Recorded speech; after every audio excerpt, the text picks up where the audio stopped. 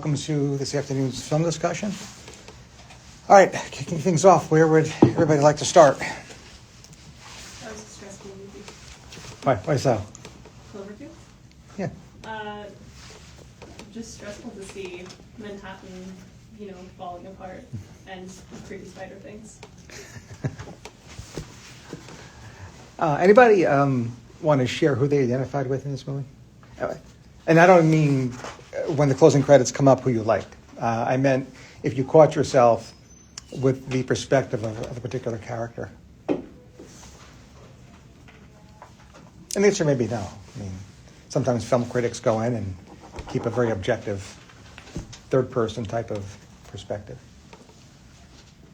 I didn't feel like one single character, kind of. I think throughout the movie, like, every person's way of reacting was kind of like how different phases of what I would have reacted as. So I wouldn't say like I connect with one single character, but more like at different phases of different times with every character. Mm-hmm. That happens to me. It's usually an unconscious process, but if I'm identifying with a particular character and that character ends with like 11 minutes into the movie, I have no other choice but to switch. So that's not out of the ordinary. Any particular character you'd want to start out discussing? Anything you observed that you think is ripe for discussion?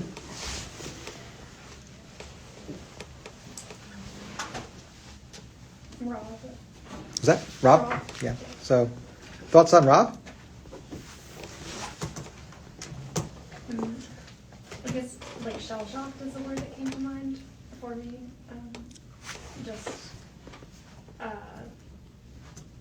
Very shocked by the whole situation, and then at the same time kind of focus on a singular goal that maybe isn't the most productive given everything that's happening.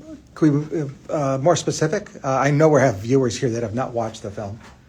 Not in this room, of course. I mean, but somebody give me an example of that observation.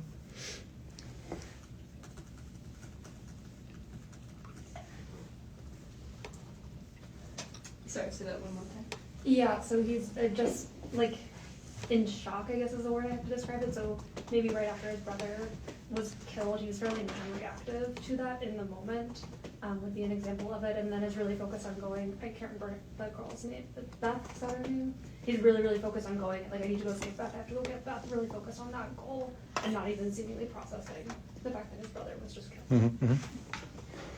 I mean, we could definitely have an exercise here in hypothalamic functioning in terms of fight or flight and what happens there with a fear response.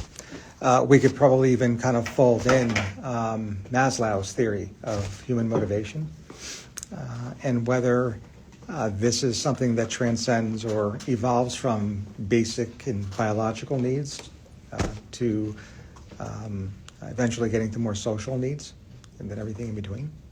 I don't think anybody self-actualizes here. Right? Okay. Other thoughts on Rob? Well, we just, not too long ago, with the interns, we did the presentation on Grave of the Fireflies, where the main character in there also suffered from, a major familial loss, and after the fact suffered from essentially like emotional muting. To the point where it's like, when you have, the defense mechanisms that you utilize to deal with trauma and then those fall through, you usually end up like being unable to process it. So it's like when his brother dies and he immediately goes on to, well, okay, now I need to, save Beth, where it's like it's potential that like he lost a sense of like existential purpose and the fact that he couldn't protect his brother, so now he needs like a sense of new purpose in order to actually fulfill that need. And in his inability to process the death of his brother, it's like, well, if I can save someone, if I can save Beth, then maybe I won't have to process it because I can do that.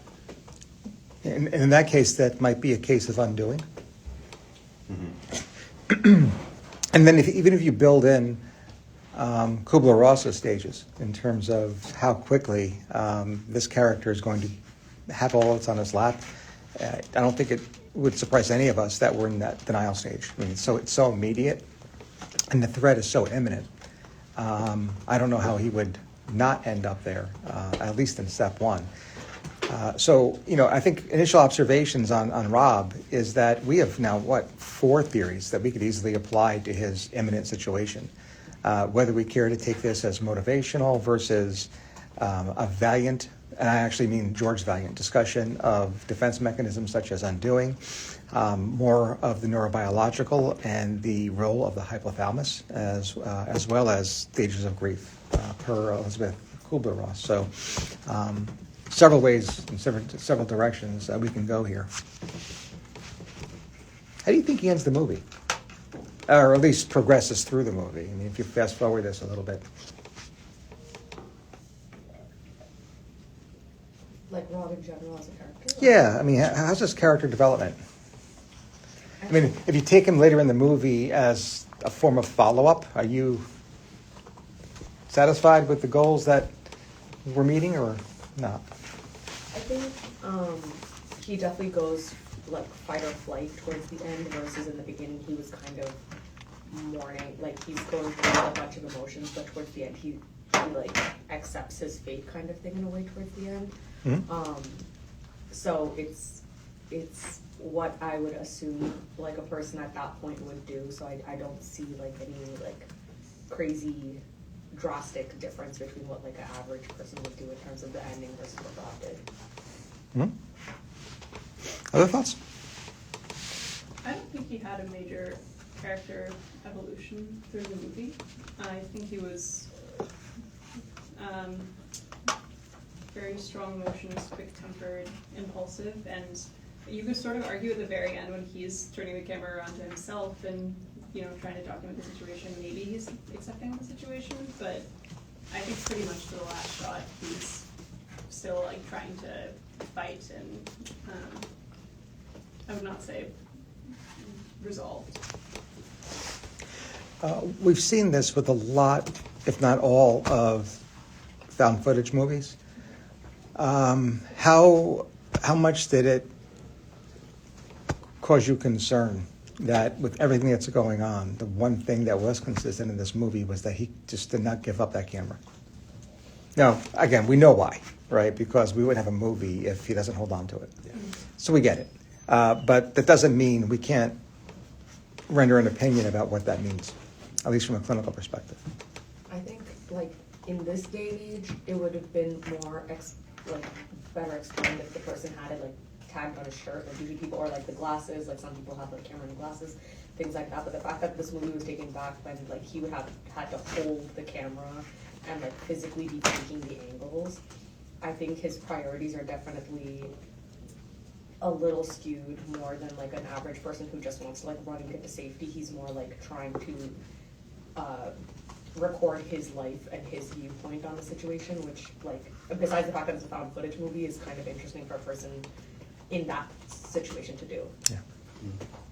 I think one of the tasks that writers, producers have with found footage film, I mean, they're so popular and they make so much money that you can't not make a found footage movie. You can't not surely consider making one. But some producers do a better job than others in kind of folding in the reason why anybody would want to have a camera in that situation and maintain filming in that situation. Some you're just pulling your hair out thinking this makes no sense whatsoever. And there's some, like in the Paranormal Activity franchise, where it makes perfect sense. Oh, why somebody would have a camera in that situation and why they maintain shooting. So one of my favorite examples of that, I don't know if you've seen, it's a Spanish film called Wreck. It was turned to American film, which was obviously Quarantine, where the reason why they were recording is because they were locked inside this hotel with the infection. It would be like, this has happened, like, I have to record this because people need to know what the heck is happening to us. So I almost think that's, because I do wonder if that's something like with this film that we do retroactively, in a sense where it's like, in the production of a found footage film, like you can't fully tell, I would say, like whether or not a producer is thinking like, do we actually have a concrete reason as to why the person continues to film despite all this stuff happening? So it's like, I wonder if that's something that we as viewers do retroactively to assign meaning to why somebody would continue to film in all this chaos instead of just dropping the camera and saying, after this I'm out.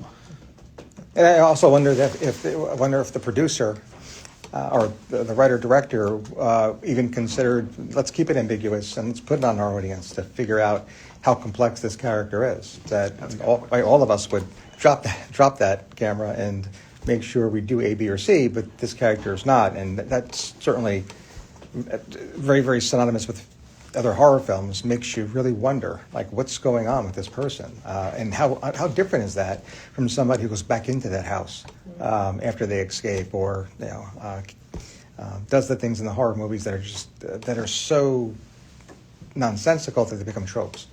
Right? I just think so also of note that if the director wanted to really put in the effort of making it seem like it was actual found footage, I think the more reasonable thing would have been to, like, if he drops the camera and runs, for someone else to maybe pick it up, so we still get the found footage effect, but realistically that's what would happen, where if, like, someone is like, oh, what is this, and then they pick it up, like a different person, and each time it's just like people picking it up from the ground because someone else dropped it, kind of thing, would have made it more a realistic found footage film. But I think the fact that one character just is always designated as the main character who holds the camera at all times, no matter what situation they're in, is kind of interesting.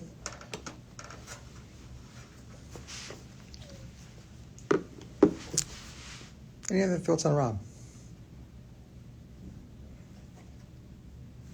What are the characters you want to discuss today? So let me do the complete 180 here.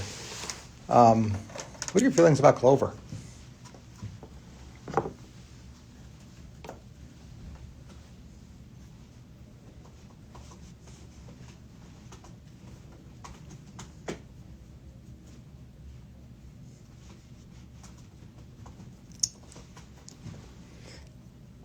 With the collective silence, I'm guessing that not only are you not willing to say that you like him, but you're not even willing to say that you don't, that is, you haven't even considered the question.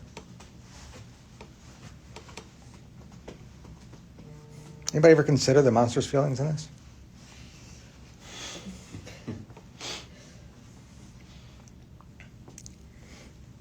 Who are my giant monster horror fans? Godzilla, King Kong. I always so there's like horror adjacent. I don't really. I don't know. That's fair. I feel like kaijus are more like sci-fi fantasy kind of thing. Yeah, that's definitely.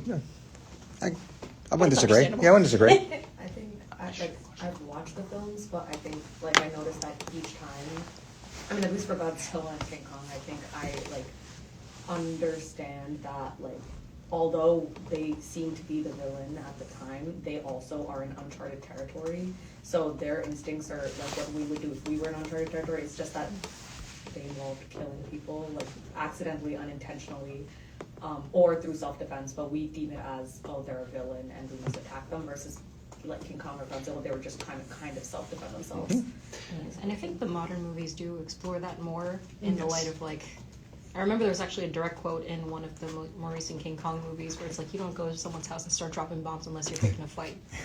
No.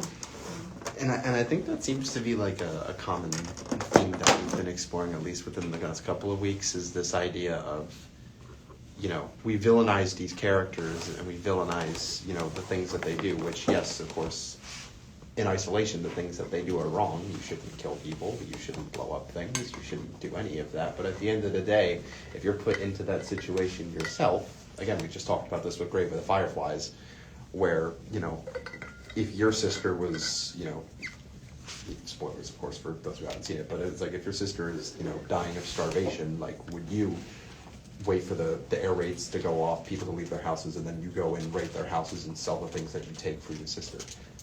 It's like, obviously, if you're not in that situation, you'd say, well, no, I wouldn't do that because, you know, that's awful. So it's like looking at the characters like Clover, and you view into their situation. It's like, if I were in that situation, like a situation similar to that, it's like, would I go and do these things? Which I think is like an overarching theme of a lot of things we're covering as of late. And we could definitely explore that. I mean, we even had a conversation about a week or so ago where the same exact question was asked about Leatherface. And how that particular slasher really differentiates from other slashers like Freddy Krueger, in that all he was doing was protecting his house, right? That's all he was doing. let's talk about Clover, because, I'm not going to say unlike the Texas Chainsaw Massacre, but Cloverfield as a franchise has more Easter eggs and more of a backstory than any other horror film in modern history. I don't know if anybody's done the deep dive, but you could lose a weekend plus with this franchise, easy, in terms of all the Easter eggs that were planted. So there was a viral campaign prior to the premiere where there were different things set up throughout the internet, the World Wide Web, that if you just stumbled upon, you thought were real. But they all connect and end with the movie. Right? Maybe plural movies. One of the things that came up, which I thought was very, very interesting, is the backstory on the monster itself. The monster is a baby. Now, we would never consider that because it's 3 stories high or however big it is. It reminds us of Godzilla. It's what happens when huge things rampage through Metropolis. But it's only a baby. And the backstory is that its nest was destroyed with offshore mining. After a blast, it lost its mother. And this entire movie is nothing more than a baby trying to find its mom. That's all it is. And Manhattan just so happened to get gotten away. That's it. Right? So from that perspective, which again is something that I don't think happens naturally, I don't think it's an easy, unconscious process to empathize with the monster, but learning that backstory, we can now begin talking about conditions like social anxiety, social anxiety disorder, stranger anxiety, and then related anxiety disorders. Right? So that's where I think this movie really takes us. Right? So first and foremost, what is separation anxiety?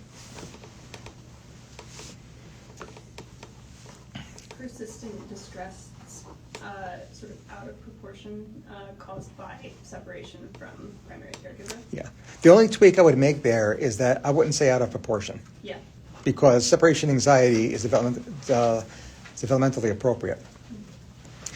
When it's out of proportion, or it's beyond the age in which it would be deemed developmentally appropriate, then we're going to consider separation anxiety disorder. Right? When does separation anxiety peak? 18 months, 2 years? Right? Now, hopefully in a shelf exam, they're not going to give you a 3-year-old. That's cutting it close. Hopefully it's a 9 or 11-year-old.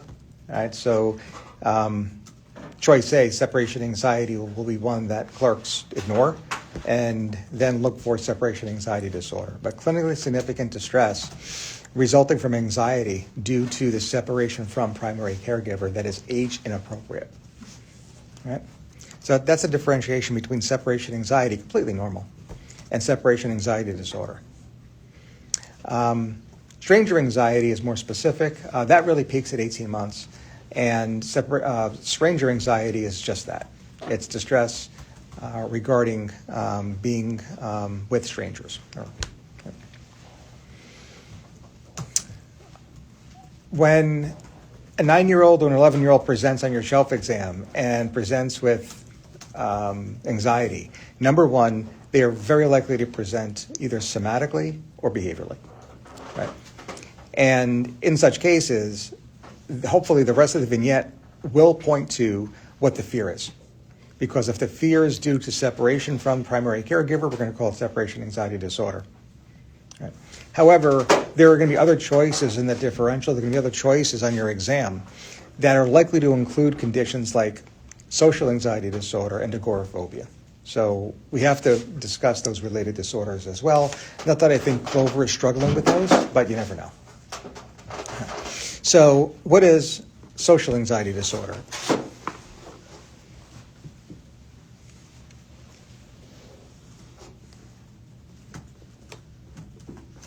Anxiety in social settings in fear of the fact that you'll be negatively portrayed by the people you are around. Yeah, it's a social or performance situation itself. Performance subtype is by far the more common subtype that invokes the anxiety. And how does that differentiate from agoraphobia? Agoraphobia is specifically about like places or situations situations where one might not be able to escape, or one might face humiliation or not be able to get help. So like commonly public spaces, public transit. Right. Yep. And that specific fear of concerns about not being able to escape prior to becoming symptomatic is what's going to buy you the diagnosis of agoraphobia. Agoraphobia, more times than not, especially on shelf exams, is related to panic disorder for that very reason, but any condition can be paired with agoraphobia. Tourette's syndrome, irritable bowel, it could be any condition. Any questions about separation anxiety disorder versus social anxiety disorder versus agoraphobia?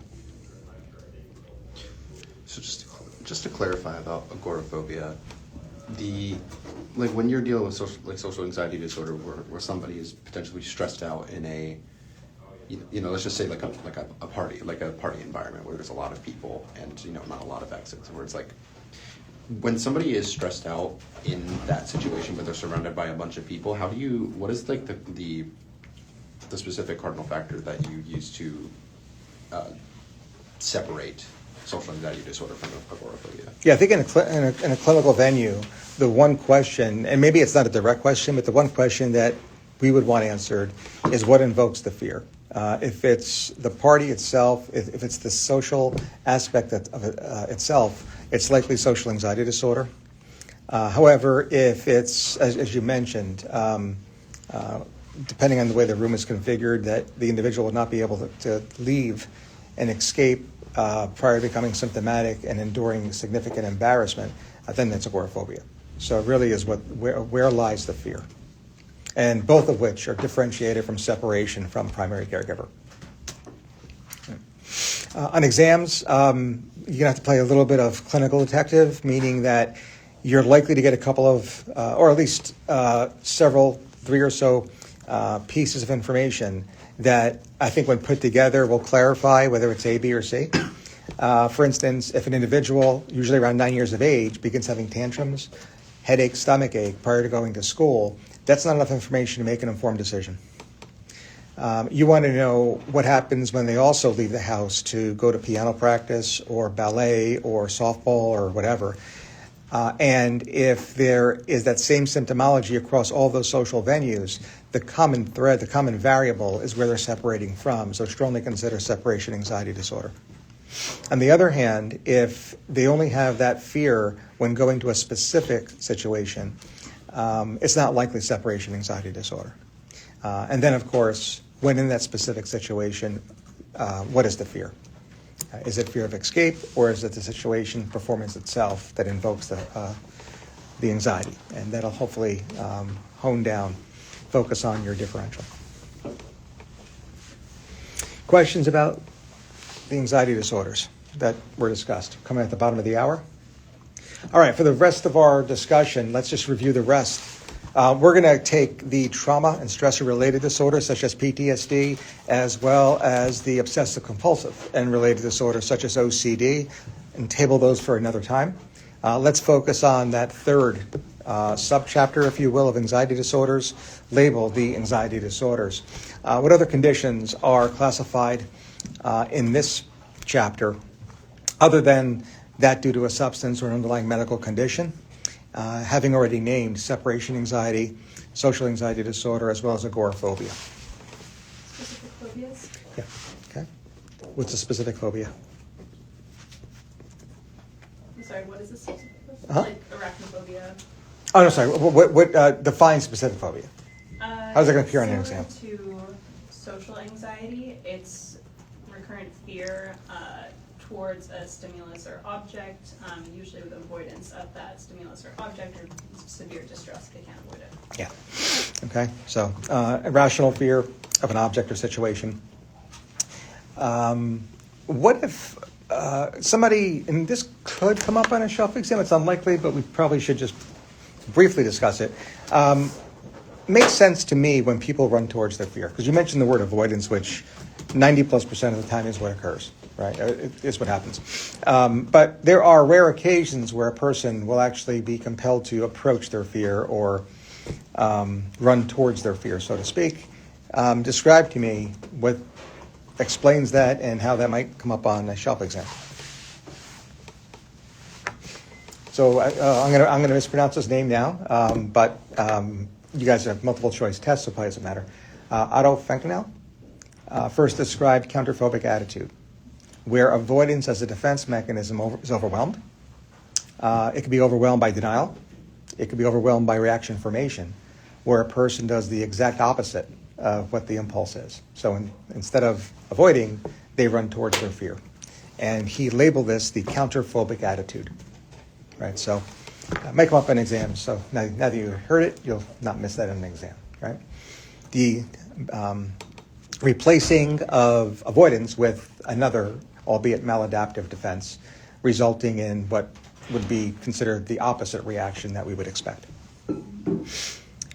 Specific phobia has 4 subtypes. So all those wonderful objects, and therefore all those wonderful names to each object we applied, all 347 of them, are no longer required to be memorized for a shelf exam.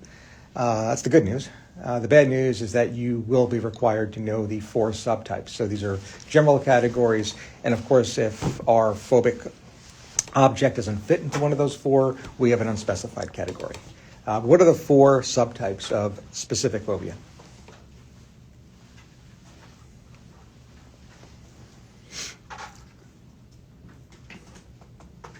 Animal, situational, environmental. Environment, and it's like specific to needles, like blood injection Perfect. type. Yep, those are the 4.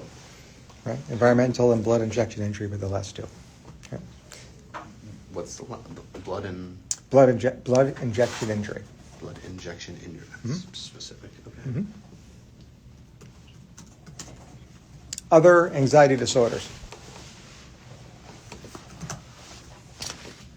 So why is, just out of curiosity, why is blood injection injury separated from like stimulus, or not stimulus, situational, or like any of the other categories? It has to be prevalence. Stimulus. My guess is that it's prevalence, and when a particular, in this case, subtype has a high enough prevalence and warrants a different treatment or management, the APA is likely to pull it out and make it its distinct category, even if there's an N of 1. But I can't give you the prevalence. I have no clue what that threshold is. Illness, anxiety. Illness, anxiety disorder. Yes. Yep. I'll give it that. Well, I'm going to give it to you because we should talk about it. Illness, anxiety disorder, per the 2013 edition, is still stuck in the somatic symptom and related disorder chapter. I have no idea why. The APA did pull out body dysmorphic disorder from that chapter and placed it in the OCD and related disorder chapter. They should have done the same with illness, anxiety disorder. So that's only nobody asked me, but for purposes of our shelf, let's pretend that they did stick it in the anxiety disorder chapter. Or what is illness, anxiety disorder, formerly known as hypochondriasis? It's a preoccupation syndrome, similar to body dysmorphic disorder. It's a preoccupation syndrome. For illness, anxiety disorder, formerly known as hypochondriasis, it's a preoccupation with either having or acquiring a serious illness, whereas body dysmorphic disorder is preoccupation with an imagined defect in appearance. So again, BDD is now categorized, published in the obsessive compulsive and disorders chapter of the DSM. Illness, anxiety disorder is still stuck in the somatic symptom and related disorders chapter. Do you mind if I go on a tangent for the body dysmorphic and the gender dysphoria? If they are having issue with their genital, does that mean it's body dysmorphic or like gender? That's a great question. My guess is that we're going to call it gender dysphoria. Okay. If they're having specific issue with their genitals. If they are malformed, I'm going to say body dysmorphic disorder. But if it's with regard to identity, I'm going to say it's gender dysphoria. Okay. And I know that those might be matched up, but I would definitely make it or inquire what the actual clinical focus is. If it's an imagined defect in appearance, it's one. If it's the identity attached to that, it's the other.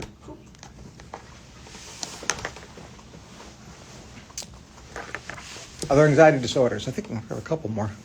Generalized anxiety? Right, generalized anxiety disorder, right? So generalized anxiety disorder is a misnomer. There's nothing general about it, in as much as the DSM criteria. It's got very specific criteria. I'm not going to even ask you guys to raise your hands for a third consecutive week or a second consecutive week, because I know that half of you have decided to pursue psychiatry. The other half that have not yet, be very careful. When somebody presents to your non-psychiatric practice with debilitating and therefore clinically significant anxiety, if you can't, if they don't meet a particular criteria set, don't automatically think that it means generalized anxiety disorder. It's not a potpourri, right? It's not a fallback. Generalized anxiety disorder has specific criteria, just like any other anxiety disorder. And those criteria are best learned by kind of the combination of chronic depression. They've got a lot of SIGI caps in there.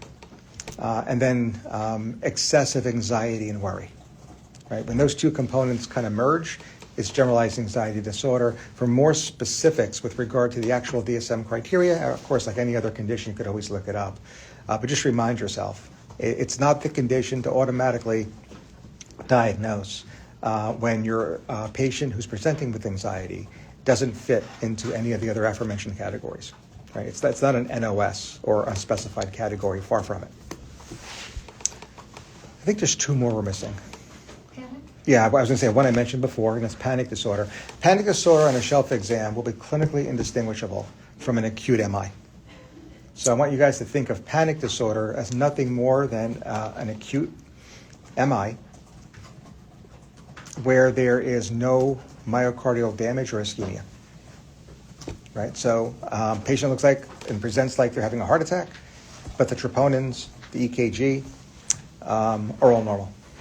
EKG may have sinus tach, but no STT wave elevation. And of course, if there's recurrent debilitating panic attacks, you have panic disorder. So I have a question. Sorry, I don't know if you want to. No, you Okay. I was just gonna say, for generalized anxiety disorder, if they also are like out of proportion, kind of saying like I have chest pain and things, does it? But like basically, what's distinguishing panic from GAD? I guess in terms of like clinically presentation. GAD is the combination of depressive symptoms and excessive anxiety and worry. Okay. Right. So there's a lot of SIGI caps in there. Okay. Okay, so panic disorder is usually like patient would not show any symptoms of depression. Correct. It's like a heart attack. Right. It's all physiologic signs that is indistinguishable in an emergent setting, in any acute setting, from a heart attack. It's only when you get the EKG and the troponins come back that you can say it was a panic attack. And frequent recurring panic attacks that are clinically significant is panic disorder.